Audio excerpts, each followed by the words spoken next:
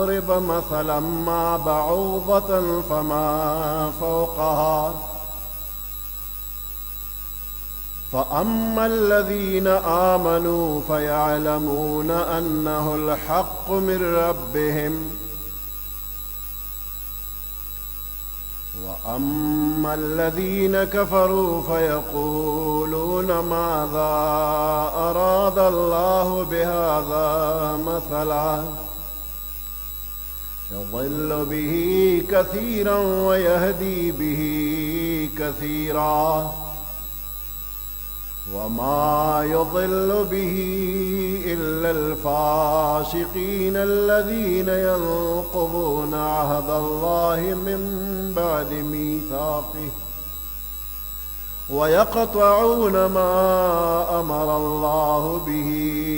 أن يوصل ويفسدون في الأرض أولئك هم الخاسرون. صدق الله العظيم.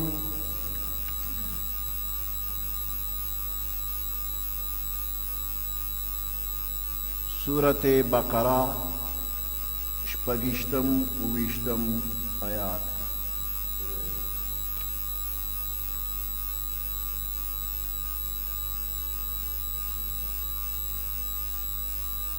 दे द्वाड़ो आयातुनो नाजिलेदल पा हकीकत के द कुफार द तरफना द कुरान मजीद पा हक्कानियत बांधे द यो एतराज और द यो सवाल जवाब दे।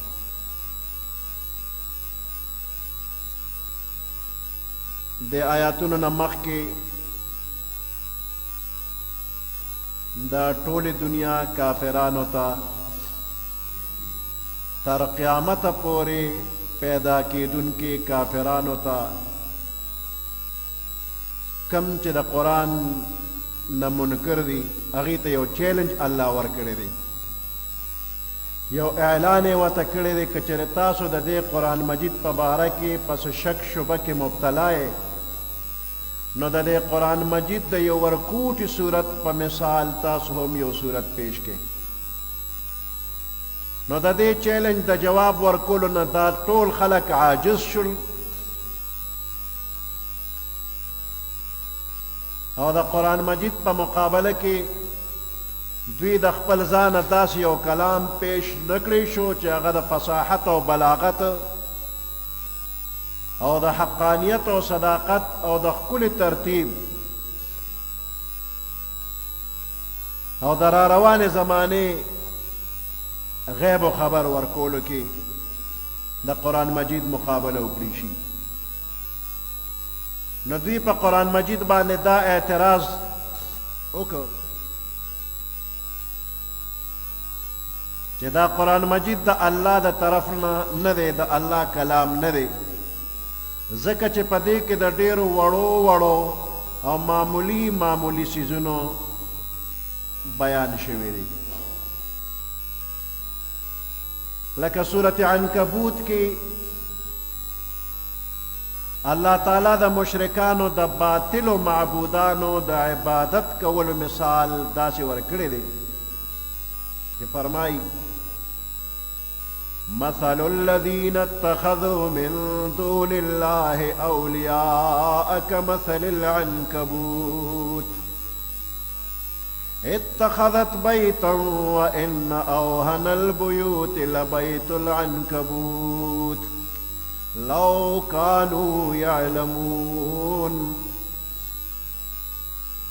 मसलुल्लज़ीन इत्तख़ज़ू मिन दूनिल्लाहि औलिया मिसाल द अग खल्क़ निवले दी बगैर द अल्लाह न नूर माबूदान द इबादत द पारा मिसाल द द्वी कमसलिल अन्कबूत पशांते द जोलागी दे इत्तख़ज़त बैतन चिकोरे जोड़ कर जाले जोड़ करला व इन्न औहनल बुयूति लबैतुल अन्कबूत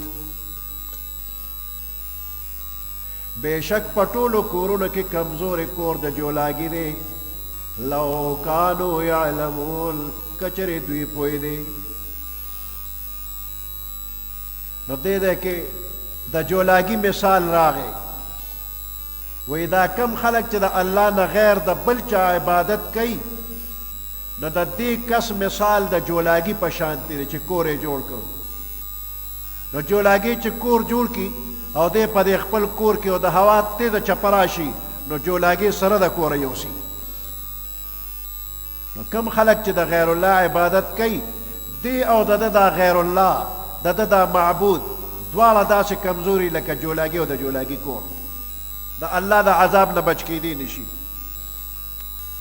د جولاګي مثال راغی سورة حج کې الله فرمایي یا ایها الناس ضرب مثل فاستمعوا له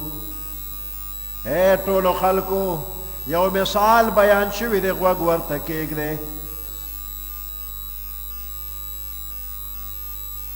ان الذين تدعون من دون الله بشک هغه معبودان باطل چې تاسو د الله نه غیر رابلې او عبادتونه ورله کوئ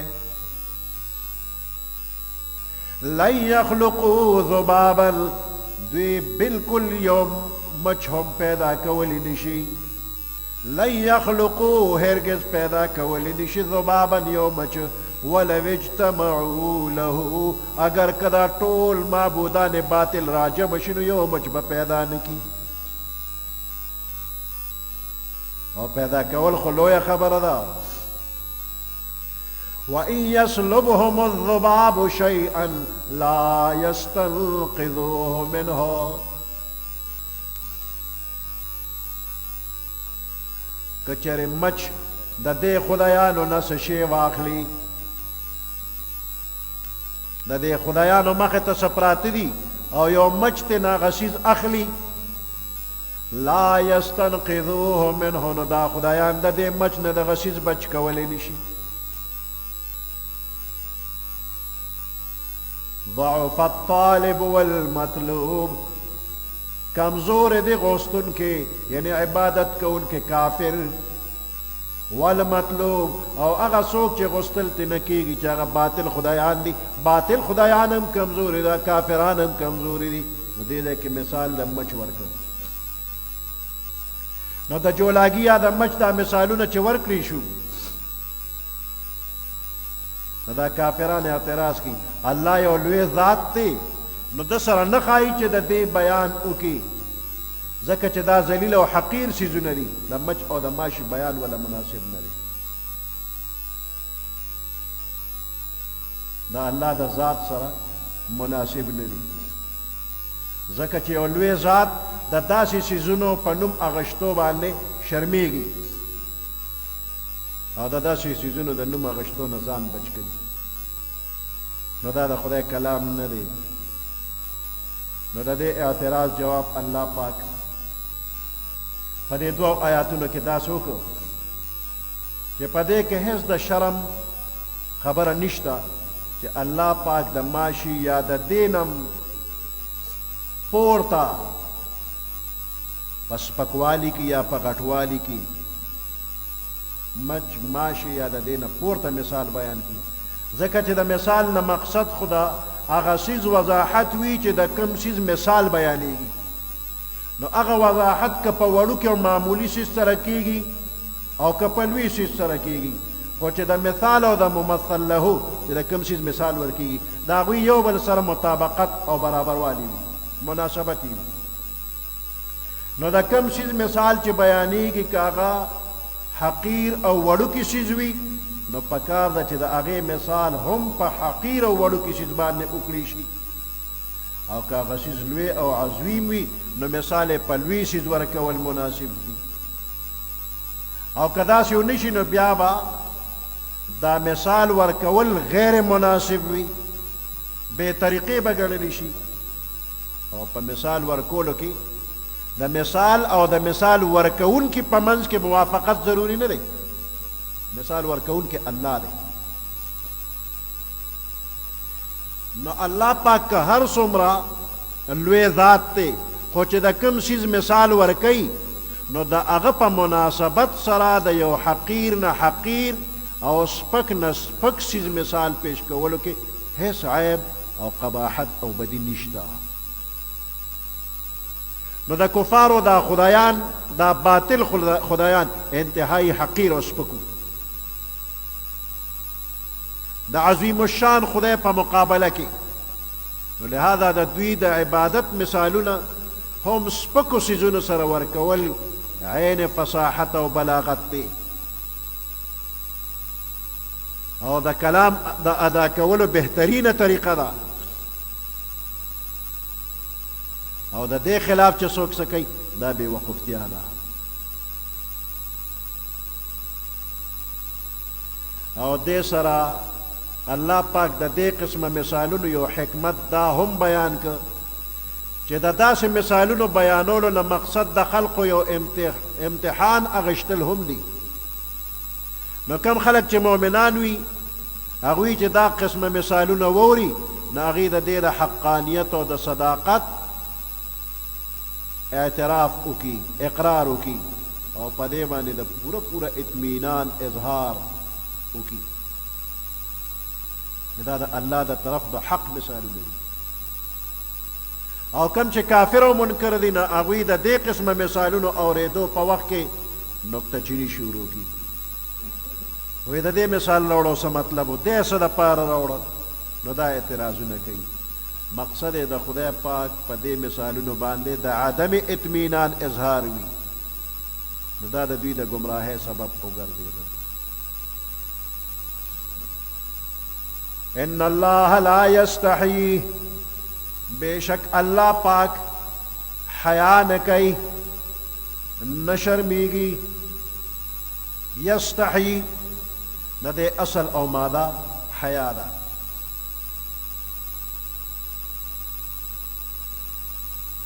حیا څه ته وایي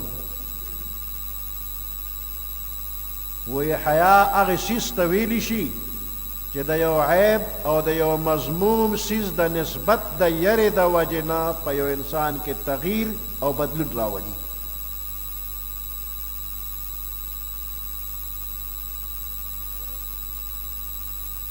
مثال په طور یو نوجوان دی هسې پټ په سګرټو راوړېدلی دی او دې سګرټ څکي او ناګانه پلار یې را مخامخ شو یا یې استاد را مخامخ شو فوراً د مخ واړو سګرټ یې ښکته وغورځو خپی پې کېښوده ولاړ دی سګرټ یې پټ کړ پرې یې ښوده نو دې د دې پلار نه یا د استاد نه حیا کوي نو د دې وجې ده دا سګرټ ترک پرې یې ښوده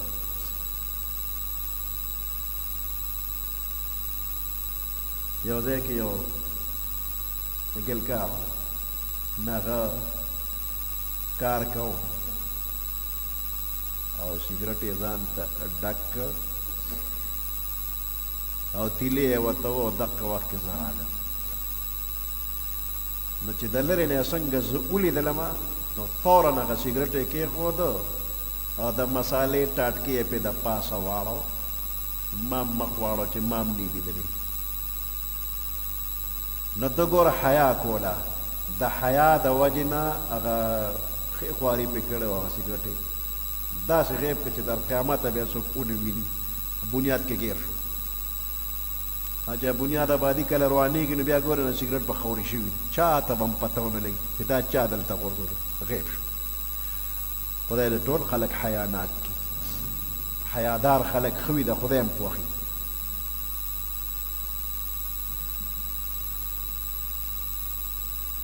نو د حیا سره لازم ترک دی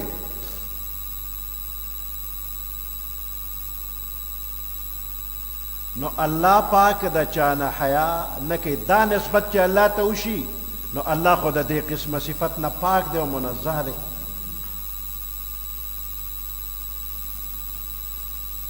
الله باندې تغییر او تبدیل او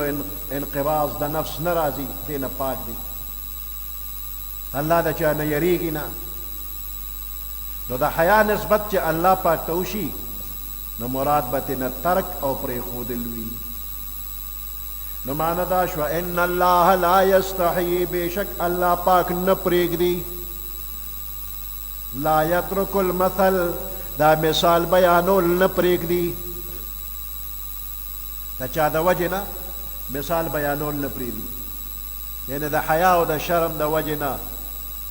که انسانان او مخلوق ډیر حق او مناسب خبرې پریږدي نو بېشک چې پریږدي به ځکه چې مخلوق دی خوف او یره پرې راتلی شي او د یو خراب څیز نه د یو خراب څیز ځان ته د نسبت نه اړخ هم کوي څنډ هم کوي کوشش کوي د داسې نسبتونو نه ځان ساتي د دې وجې نه ډېر کرته ډېر حق او ثابت شوی حقیقت مثالونه بیانولو نه مخلوق اړخ کوي خو الله یو داسې ذات دی چې هغه باندې هیڅ خوف دباو تغییر تبدیل نه راځي د دې خوف او د یرې د وجې نه چې څوک به ماته د عیب نسبت وکړي نو الله د حق مثالونه بیانول نه پرېږدي ان الله لا یستحیی بېشک الله پاک نه پرېږدي ان یضرب مثلا چې مثال بیان کی یو مثال د مثالونو نه مثلا ما یو مثال د مثالونو نه بعوضة فما فوقها ماشی یا د ماشی نه پورته په حقارت کې یا په جسم کې زیات حقیر وي یا زیات سپک وي یا غټ وي یا ورکوټي فاما الذین آمنوا پس هر چې هغه خلک دي چې ایمان یې راوړی دی فیعلمون انه الحق پس هغوی پوهیږي چې دا مثال حق دی من ربهم د دوی د رب د طرف نه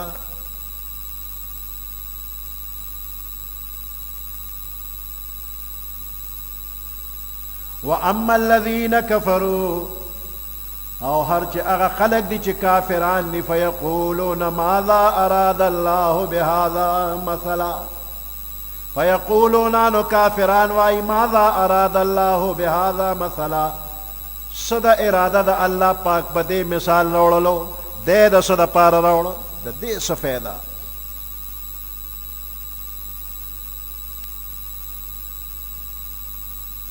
نا الله پاک یو فائدہ بیانی چې په دې امتحان کوما الله فرمای یضل به کثیرا گمراه کوي الله پاک په دې باندې کثیرا ډیر کسان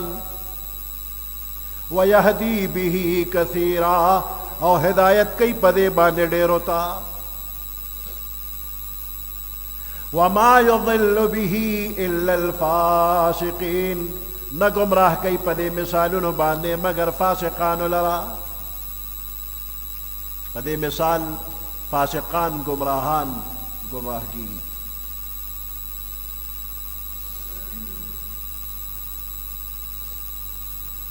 دے یو حکمت بیان کر کہ دا سے مثال روڑلو سرا دا خلق و امتحان مقصد وی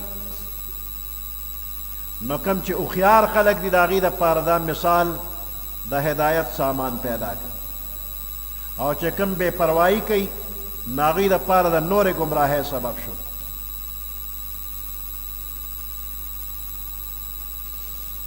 یضل به کثیرا ویہدی به کثیرا ډیرو خلقو ته په ہدایت کیگی اور ډیرو ته په گمراہی منون کے خلق عمل کون کے خلق دا اغوی دا پار دا مثال روڑل ذریعہ دا ہدایت تا انکار کون کے خلق مخالفت کون کے خلق دا اغوی دا پار ذریعہ دا گمراہ دا وما يضل به الا الفاسقین اللہ نہ گمراہ کئی پدے بانے مگر فاسقانو لرا فاسقین دا فاسق جمع دا او فاسق دا لفظ دا فسق ندے او دا فسق معنی خروج عن طاعت اللہ دا اللہ دا طاعت و تابدارین وطل اس کامل فسق کامل فاسق دا سوک دی کامل فاسق دا کافر مکمل نافرمانی چی سوک کئی کافر نو کافر کامل و مکمل فاسق دی او ناقص او کمزور فاسق دا ګناهګار مسلمان ته وایي. نو لفظ د فاسق د کافر د پاره ویلی شي او د ګناهګار مسلمان د پاره ویلی شي.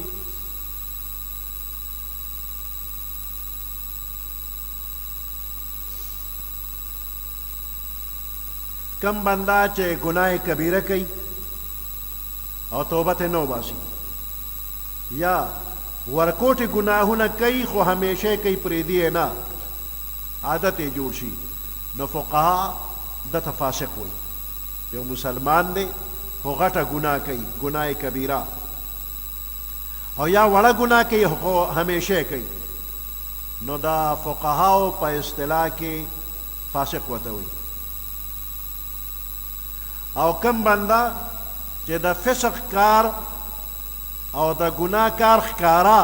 په جرأت سره کوي نو دې ته فاجر وایي. دواړه ګناهګار دي، فاسق فاجر. نو فاسق چې ګناه کبیره کوي توبه نه وباسي، ګناه صغیره کوي اصرار او همیشه والی پکې عادت یې جوړ شو، فقها دې کس ته فاسق وایي. او کم چې ښکاره په جرأتمندۍ سره د ګناه کار کوي هغه ته فاجر وایي. نو معنی د آیات دا شو چې د قرآن دې مثالونو سره ډېرو خلکو ته هدایت ملاویږي او د ډېرو په برخه ګمراهي راځي. خو ګمراهي د هغه چا حصه ده چې فاسق وي، د الله د طاعت او تابعدارۍ نه وتونکی وي او چې په چا کې د الله یره وي نو هغه دپاره سامان د هدایت دی. وما يضل به الا الفاسقين، نہ گمراہ کئی پدے باندے مگر فاسقان لرا. الذين ينقضون عهد الله من بعد ميثاقه، فاسقان سوق دین داغی تعریف اللہ شروع کو پیجن گلو در تخی. الذين ينقضون عهد الله، فاسقان اغا خلق دی ينقضون چماتی عهد الله دا اللہ وعدے من بعد میثاقه رستو دا مضبوط ولو دا دی وعدونا. عهد اغا صورت دا معاملے چې پاغې کې د دواړو طرفونه وعده وشي، دوه کسان دی یو بل سره دواړو طرفونه وعده وشي. او میثاق داسې معاهدې ته ویلی شي چې هغې کې قسم راشي، په قسم مضبوطوالی راشي.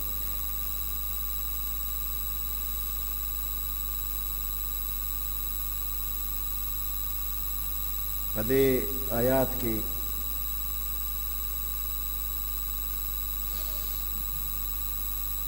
د مضمون نور تشریح ده او د منکرین قرآن بد انجام ذکر کیږي. د قرآن په دې مثالونو باندې چې کومو مشرکانو اعتراض کو نو صرف هغه خلک گمراه کیږي چې طاعت تر فرمان بردارۍ نه وتلي سرکشي کوي. وجه دوه دي. اللہ پاک حضرت آدم علیہ السلام پیدا کر او د عرفات په دې میدان کې ودرو او د آدم علیہ السلام د شانه د قیامت د ورځې پورې چې څومره انسانان پیدا کېږي دا ټولې را پیدا کړي، نیکان او بدان ټولې را پیدا کړي. عرفات میدان کې ودرول، عقل فکر یې وله ورکړ، جسم او روح دواړه برابر کړل او د هغې نه پس د خپل قدرت دلایل یې ورته وښول او په شریکه د ټولو نه یې تپوس وکړو الستو بربکم، آیا زه ستاسو رب نه یم؟ زه ستاسو پروردګار نه یم؟ نو دوی ټولو ورته بلا، ولې نه؟ ته زموږ پروردګار یې.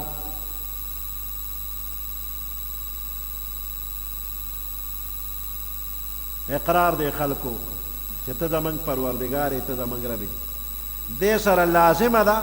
چې چاته د پروردګار ووایې نو ته به یې طاعت تابعداري کې یو ذره بر کمې به نه کې نو دې خلکو دا وعده وکړه چې ربه موږ به ستا حکمونه منو دې ته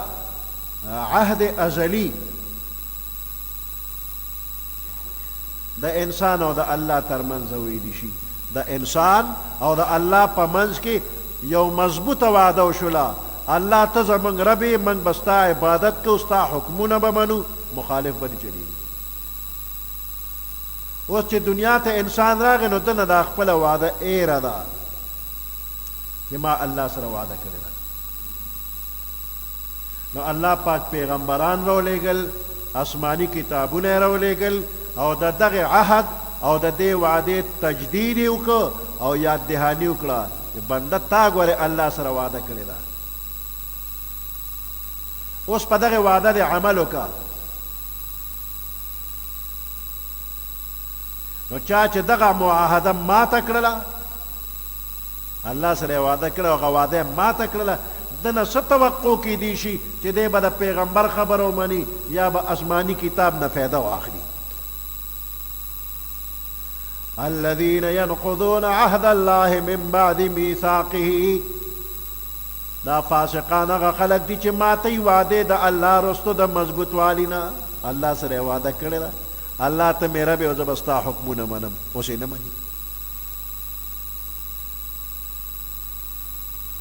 دویمه وجه دا ده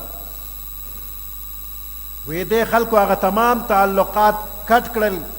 چې د کم تعلق جوړولو الله حکم ورکړو د کم تعلقاتو جوړولو الله حکم ورکړو نو دې فاسقانو هغه تعلقات کټ کړل په دغه تعلقاتو کې هغه تعلق هم داخل دی چې د بنده او د الله ترمنځ دی بنده الله سره وعده کړی الله ته مې ربې زه د بنده یم ستا به حکمي زما به پې عملي نو د دغه تعلق د خدای سره کټ کړ خدای ته چېته توبه نه وباسي چېته معافي نه غواړي په دې کې هغه تعلق هم شته داخل دی په دې کې چې د انسان د خپل مور پلار سره دی او د نورو رشته دارو سره دی نو دې دا صله رحمه خیال نه ساتي الله حکم کړی دی چې د مور پلار قدر عزت کوه مور پلار ته وي په بچو خیال ساته ښځې ته وي د خاوند خیال ساته خاوند ته وي د ښځې خیال ساته د رورولۍ خورولۍ خیال ساته د عزیزولۍ خیال ساته دغه تعلق دی ګاونډي ته وایي د ګاونډي خیال ساته تعلق ساته د عامو انسانانو یو بل سره تعلقات دي په یو بل حقوق دي نو د دې تمامو تعلقاتو پوره حق ادا کول دې ته اسلام وي او دې ته شریعت وي اوس په دې کې چې کومه کوتاهي راځي د دې کوتاهۍ نه په ځمکه کې فساد جوړېږي الله فرمایي ویفسدون فی الارض دی فساد کوي په ځمکه کې الذین ینقضون عهد الله من بعد میثاقه فاسقان غری ینقضون عهد الله چې دوی ماتوي وعدې د الله من بعد میثاقه رستو د مضبوطولو د وعدونه ويقطعون ما امر الله به دوی کټ کوي ما هغه تعلق امر الله به چې الله حکم کړی دی په هغې باندې ایو سوله چې وصل دې کړي شي یو ځای دې کړي شي صله رحمي دې وکړي شي د شیطان په لمسون باندې رشتې کټ کېږي بعضې بنده د یو رشته دار نه خفه شي وی مخ مې د کفن کې نه ګوري مخ به په کفن کې نه ګورم دې دا صله رحمه لحاظ نه ساتي دا بنده به الله د خپل رحمت نه جدا کوي داسې ولې وی چې فلانې رشته دار مې د مخ نه ګوري او مخ به نه ګورم ستا او د ده ترمنځ خو الله رشته داري یو نسبت جوړ کړی دی هغه نسبت ولې کټ کې ګناهګارۍ کې په دې داسې وصیتونه مه کوه دام بچو ته مه وایه چې فلانی رشته دار ما سره دومره دومره بد کړي دي کلي ولس به ورسره تر قیامته نه کوې نو ته خو آخرت ته لاړې خو بچو ته مې وایې چې تر قیامته صله رحمي مه کوه نو په دې خبرو به ګناهګار دا مه وایه د ښځې او د خاوند ترمنځ هم یو تعلق دی په نکاح شرعي دې قبوله کړې ده نکاح شرعي سره اوس به ته د دې ښځې حق ادا کوې دا ښځه به ستا حق ادا کوي دواړو طرفو ته ظلم دې نه وي نو کله سړی ظالم شي ښځه وشړي وی نه ښځه کومه او نه پرېږدم او چې څنګه غاښونه سپین دي داسې بیا سر هم سپین شي او دقسې به ځوړند دی دا ظلم دی که کور جوړی خو جوړ که ورسره که کور نه جوړی نو طلاق ورکه که نو نه ښځه کوي او نه پرېږدي نو دا د سړي د طرف نه ظلم شو کله د ښځې د طرف نه په خاوند زیاتې شي نو د ښځې او د خاوند ترمنځ هم یو تعلق د شریعت جوړ شوی دی دا تعلق به هسې بې څه نه کټ کې ظلم به نه کې د دې حیواناتو هم تا سره یو تعلق دی د دې ځناورو په کور کې د پیشو ساتلې ده دې پیشو له به اوبه ورکې خوراک به ورکې کني مری کې ورته پړې ماچ او پرېږده چې ګرځي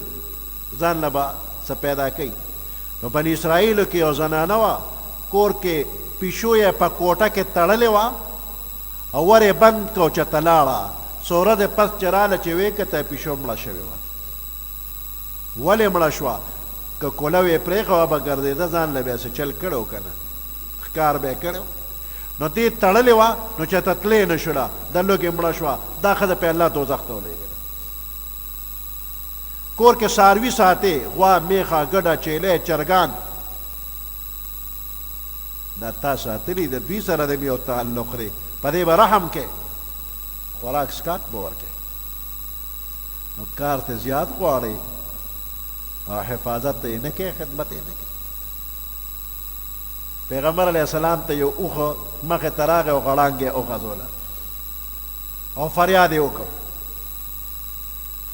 اوس د اوښ په خبرو زه ورته څپېږو خو پیغمبر علیه السلام الله پوهې که دا اوښ څه وایي وی دا اوښ د چا دی مالک یې راولی مالک یې راغی وی دا اوښ ما ته فریاد کوي دی راته وی چې مالک را باندې کار زیات کوي خوراک نه راکوي دله خوراک ډېر کو کار پې کم کا دا مو چې بس څاروي دی اخیستی دا خو زما څاروي دي نو د هر یو څیز الله یو نسبت تا سره جوړ کړی دی دغه نسبت مه کټ کوه د مور پلار په خپل ځای خیال ساته د بچو په خپل ځای خیال ساته د ښځې او د خاوند په خپل ځای خیال ساته د نورو رشته دارو د ګاونډیانو خپل ځای باندې خیال ساته د هر چا مناسب حال خیال ساته ویقطعون ما امر الله به دوی کټ کوي یقطعون قطع کوي او کټ کوي ما هغه تعلق امر الله به چې الله امر کړی دی په هغې باندې ان یوصله چې یو ځای دې کړي شي ويفسدون في الارض دی فساد کوي په ځمکه کې تعلق کټ کې نو فساد به جوړېږي اولئک هم الخاسرون هم دا کسان خسارې والا دي او تاوان والا دي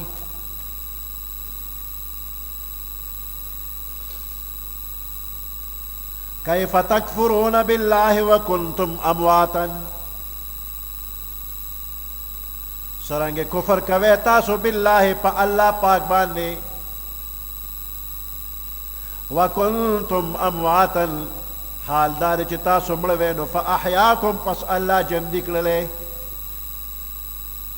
ثم یمیتکم بیا به مړ کړي تاسو لره ثم یحییکم بیا به ژوندي کړي تاسو لره ثم الیه ترجعون بیا به دې الله ته واپس کولی شئ مخکې آیاتونو کې د الله تعالی وجود دا الله تعالی یووالی او د پیغمبر علیه السلام رسالت باندې دلایل پیش کړي شو او د منکرینو د مخالفینو د باطل خیالات رد وشو. نو دی آیات کې ورپسې د الله احسانات او انعامات ذکر کیږي او بیا په اظهار د تعجب دی بنده دا دومره عظیم نعمتونه مې درکړل نو دا ته څنګه انسان یې چې ته زما احسانات نه منې د احساناتو باوجود کفر کے مبتلا انکار کے کہ پدے دلائلو کے سوچ و فکر نشی کولے نو کم از کم دا محسن احسان خو امنا اللہ در باندې احسان کرے دے نو دا احسان کو ان کے احسان خو امنا دا غا تعظیم کا طاعت کا.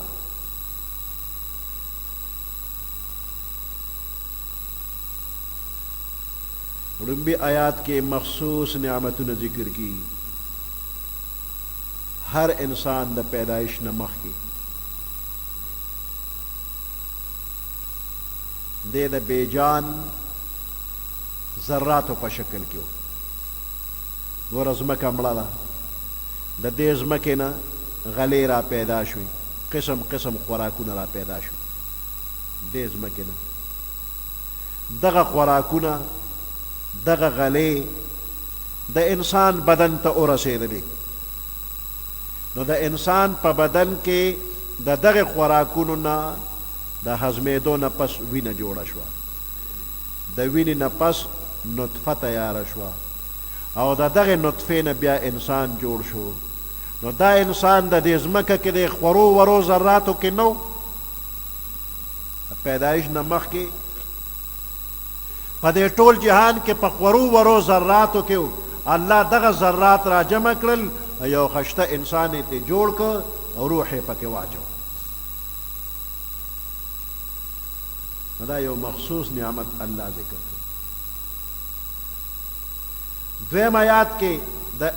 عام نعمتونو ذکر دے چې انسان او تمام مخلوقات ته پیدا اخلي د انسان د زندگی او د بقا لپاره ضروری دي هغه دا چې اول الله ځمکه پیدا کړله او بیا اسمانونه پیدا کړل او د اسمان نه بارانونه راځي او د ځمکه په هغې باندې لمده شي او زرغونه پکې کېږي دغه زرغونه تاسو خورئ تاسو پې جمدي پاتې کیف تکفرون بالله دا سرنګ تاسو کفر کوئ په الله پاک باندې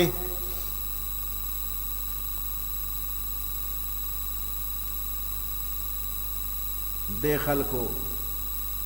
فظاہر دا اللہ دا وجود نے انکار خو نہ کرے لیکن سے پدے اللہ قرآن کے فرمائی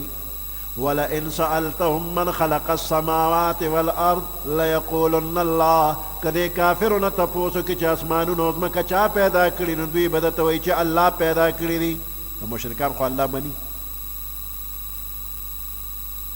خو چی رسول اللہ نمانی نو اللہ وی تمام نمانی وای اللہ اللہ کا وکنه خو چې رسول الله نه منې نو ته الله هم نه منې نو ځکه الله وایي چې محبوب راله نه منې نو ته په ما کفر کوې نو کیف تکفرون بالله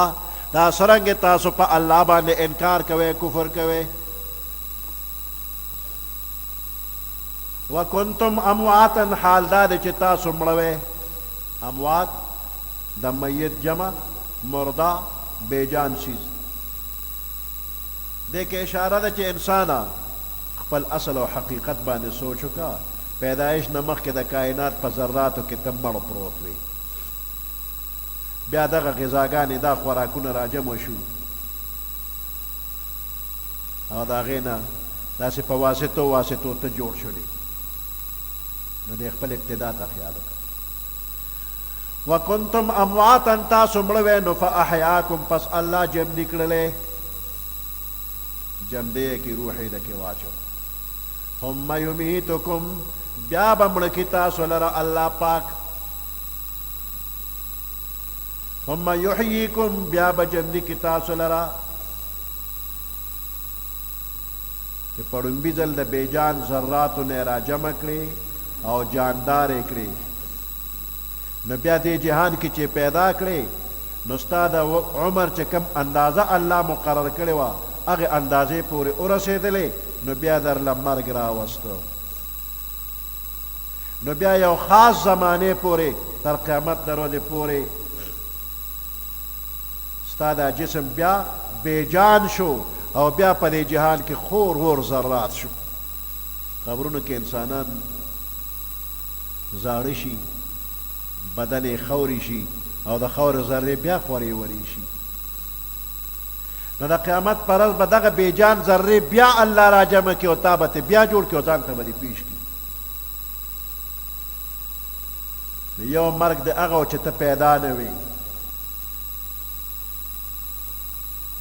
نو بیا الله دې دنیا کې جمدې کړې نو دا دې ړومبنی ژوند شو نو دویم مرګ در راغی چې دا خپل عمر دې پوره کړ نو تا له دویم مرګ راغی نو دویم ژوند هغه د قیامت په ورځ باندې قیامت کې به بیا جمدې شي بله زندګي به درکړي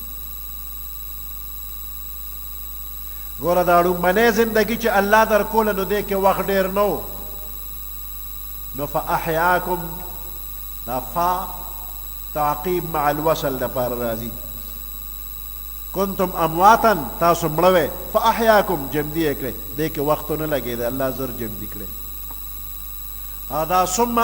د ډېر وخت تېرېدو دپاره راځي ثم یمیتکم غالبا اکثر خلک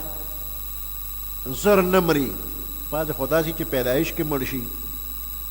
پیدایش نه مخکې مړ شي مړ پیدا شي او کله داسې چې پیدا شي نو زر مړ شي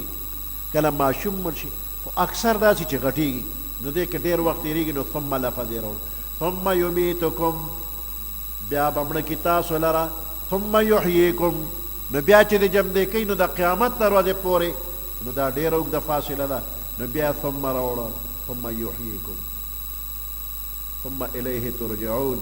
بیا به الله ته تاسو پیش کولی شي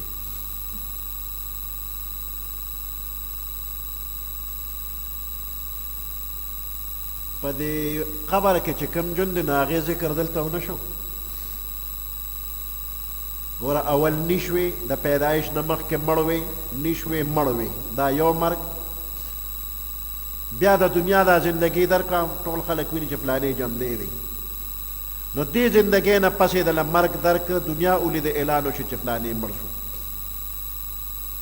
نو دې مرګ نه پس د قیامت په ورځ د جمدې کوي نو د قیامت دروازې ژوند او د دنیا د دې مرګ په منځ منځ کې په دې قبر کې چې کومه زندګي ده هغې ته برزخي زندګي وایي هغه برزخي زندګي دې آیات کې خدای ذکر نه کړه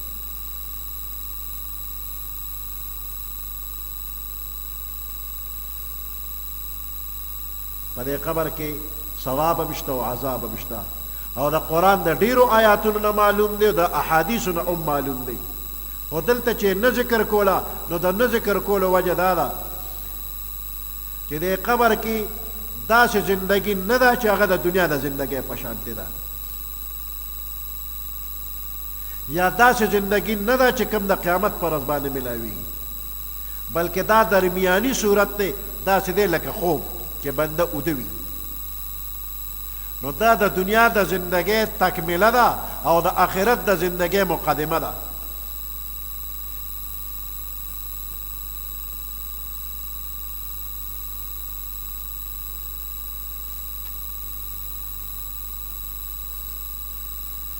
هو الذي خلق لكم ما في الارض جميعا دا الله هغه ذات دی خلق لكم چې پیدا کړي دي ستاسو د پاره ما هغه څه فی الارض چې په دې ځمکه کې دي جمیعا ټول دا ټول څیزونه ستا د فایدې دپاره پیدا دي ثم استوى بیا قصد او اراده سیده وکړله الی السماء جوړولو د اسمان ته